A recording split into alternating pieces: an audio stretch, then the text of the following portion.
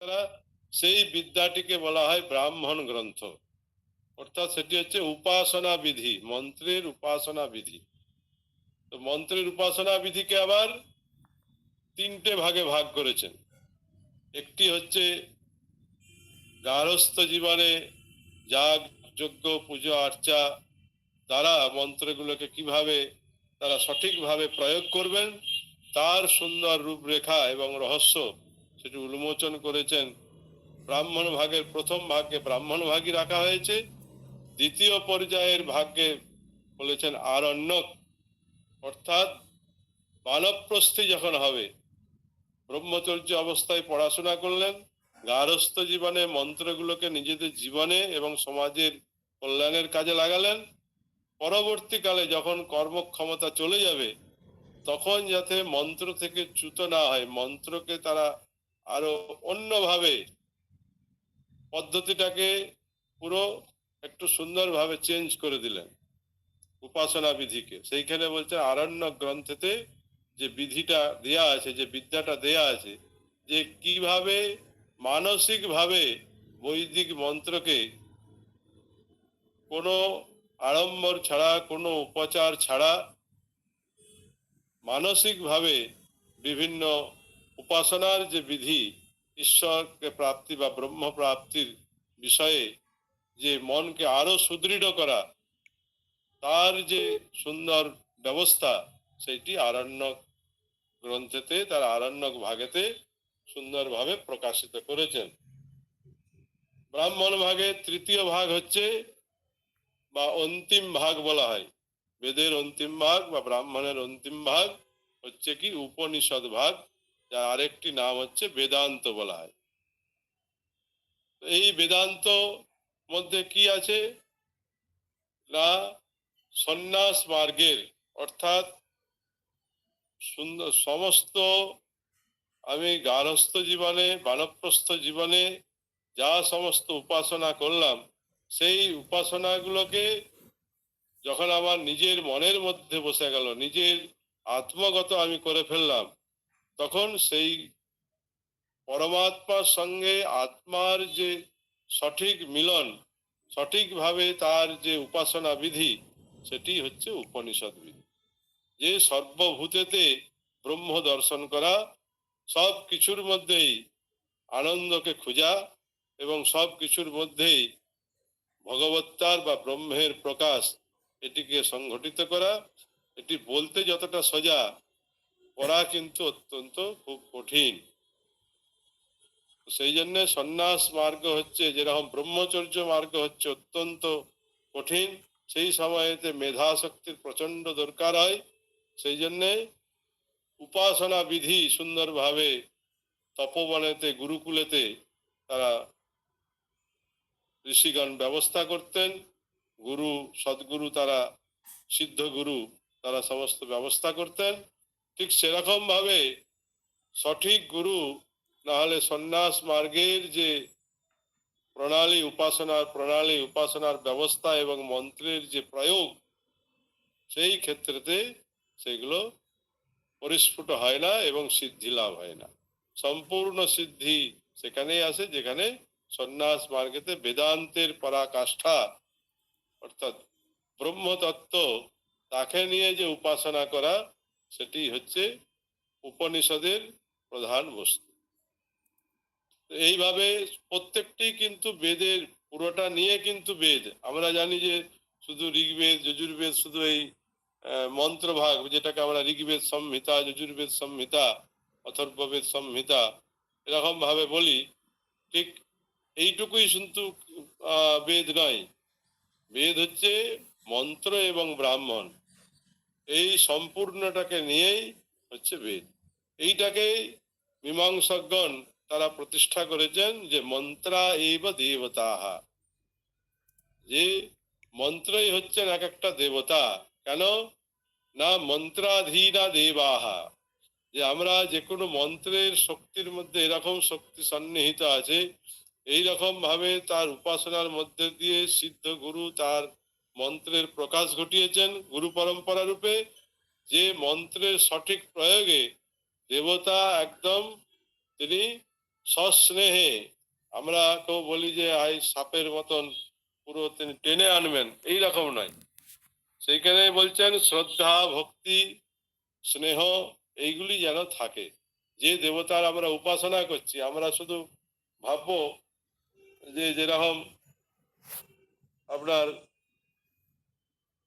সাপের বাঁশি বাজিয়ে সাপকে বেজি ধরে আনার, সেই রকম ভাবে কিন্তু যে মন্ত্রের উপাসনা করলেই, মন্ত্র ডাকলেই দেবতাগণ একদম সঙ্গে সঙ্গে আসবে তা কিন্তু নয়। উপাসনা প্রণালীতে, উপাসনার যে পদ্ধতি, সেইখানে প্রথমেই বলা হয়েছে যে শ্রদ্ধা ভক্তি সমন্বিত যদি না হয়, অর্থাৎ অন্তর হৃদয় যদি তার মধ্যে না বিকশিত হয়, তাহলে কিন্তু মন্ত্রের শক্তি সেখানে কাজ করবে না।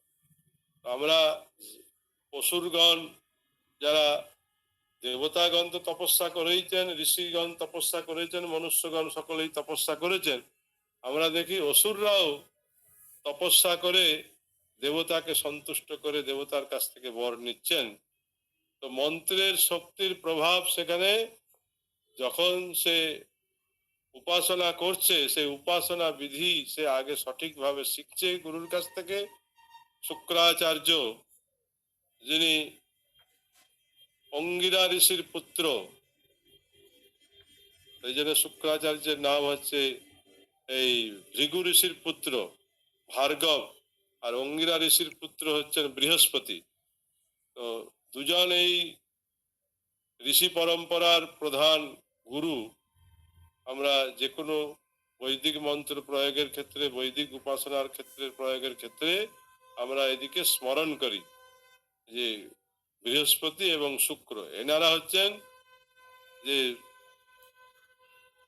আমাদের মন্ত্র শক্তির প্রভাবে, মন্ত্র শক্তি যে মনুষ্য থেকে দেবত্ব হতে পারে, তার সবচেয়ে বড় উদাহরণ হচ্ছেন এই ঋষি দুজন।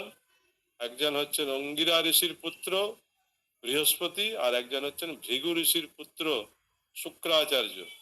এরা দুজনেই এই পৃথিবী লোকে মাতৃগর্ভে জন্মেছেন, গুরুর আশ্রমেতে পড়াশোনা করেছেন, তপস্যা করেছেন, এবং সিদ্ধি লাভ করে বিদ্যা বুদ্ধি বিনয় সমস্ত কিছুতে তারা পরাকাষ্ঠা হয়ে দেবত্বে প্রতিষ্ঠিত হয়েছেন। সরাসরি দেবতার আসন তারা গ্রহণ করেছেন। নবগ্রহ দেবতাগণের মধ্যে তারা পরিগণিত হন, এবং দেবগুরু রূপে বৃহস্পতি পূজিত হন, এবং অসুর গুরু রূপে আমাদের শুক্রাচার্য তিনি পূজিত হন।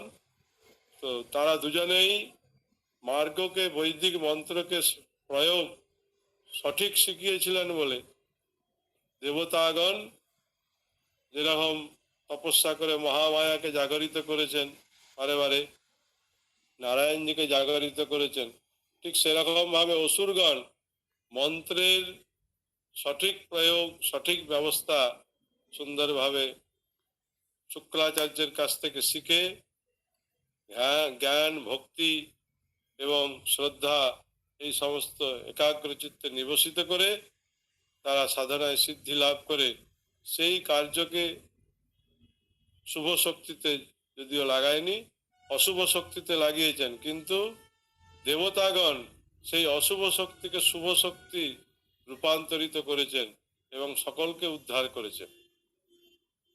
তিনি অসুরকেও যেমন উদ্ধার করেছেন, সেই রকম ভাবে সমস্ত জগৎবাসী তথা দেবতাগণকেও তিনি উদ্ধার করেছেন এবং সফলতা প্রদান করেছেন। তো আমাদের মন্ত্রের মধ্যে প্রথমে বলছেন যে বৈদিক মন্ত্র যে আছে তার উপাসনা বিধিতে প্রথমে বলছেন যে ঋক মন্ত্র কাকে বলবো, যে ঋগ্বেদের যে মন্ত্র, সেই ঋগ মন্ত্রের নিয়মটা কি। তো সেইখানে তিনি বলছেন মীমাংসাকার জৈমিনী যে যত্রার্থ বসেন পাদ ব্যবস্থা সারিক, যে ঋগ মন্ত্র তাকেই বলবো আমরা যে যেখানে অর্থযুক্ত, অর্থাৎ তার মধ্যে তত্ত্ব প্রকাশিত হয়েছে, তার মধ্যে জ্ঞান ভান্ডার প্রকাশিত হয়েছে, এবং ছন্দবদ্ধ, ছন্দের দ্বারা সুন্দরভাবে সুললিতভাবে সেই মন্ত্রগুলিকে উচ্চারণ করা যায়, অর্থাৎ ছন্দের দ্বারা গঠিত মন্ত্রগুলি।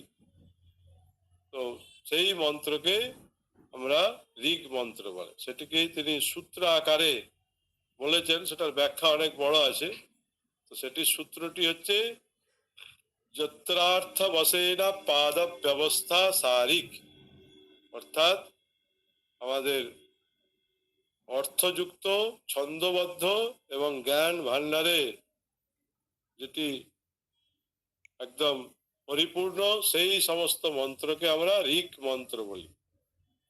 আর যজুর সাম মন্ত্রের কথা বলা হচ্ছে যে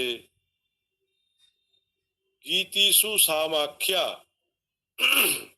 যে মন্ত্রের দ্বারা আমরা গায়ন ব্যবস্থা অর্থাৎ গানের মাধ্যমে আমরা ঈশ্বরকে বা ব্রহ্মকে জানতে পারি, প্রকাশিত করতে পারি, তার সঙ্গে তাদাত্ম্য ভাব হতে পারে এবং সেই মন্ত্র গানের দ্বারা সিদ্ধি লাভ করা যায়, সেই মন্ত্র হচ্ছে সাম গান বা সাম মন্ত্র। আর শেষে যজুস শব্দ বলেছেন যে শেষ যে, অর্থাৎ গান হয়ে গেল, পদ্য হয়ে গেল, কবিতা যাকে বলে, আর বাকি থাকছে কি গদ্যময় মন্ত্র, অর্থাৎ কর্মময় মন্ত্র বলা হয়। প্র্যাকটিক্যাল যেগুলি আমরা উপাসনাতে কাজে লাগাই, যেই বেদের মন্ত্রের দ্বারা, সেই মন্ত্রটি হচ্ছে যজুর মন্ত্র। সেই জন্য যজুর সর্বত্র গীয়তে, যে যজুর বেদের দ্বারাই আমরা যাগ যজ্ঞ পুজো আর্চা সমস্ত কিছু, বৈদিক কর্ম সমস্ত কিছু যজুর্বেদের দ্বারা সঞ্চালিত হয়। সেই জন্য যজুর্বেদের আরেকটি নাম হচ্ছে আধ্বর্যব বেদ। কেননা যজ্ঞ সঞ্চালন যিনি করেন, বৈদিক মন্ত্রের দ্বারা যিনি যজ্ঞ সঞ্চালন করেন, প্রধান রূপে কাজ করেন, তার নাম হচ্ছে অধ্বর্যু। অধ্বর্যু শব্দের অর্থ কি না, অধ্বরম জুনক্তি ইতি অধ্বর্যু। অধ্বরম মানে যজ্ঞম, যিনি জুনক্তি সঞ্চালয়তি, অর্থাৎ যিনি সঞ্চালন করেন, সঠিক রূপ প্রদান করেন এবং উপাসনার মাধ্যমে যিনি সিদ্ধি লাভ করান, তিনি হচ্ছেন অধ্বর্যু।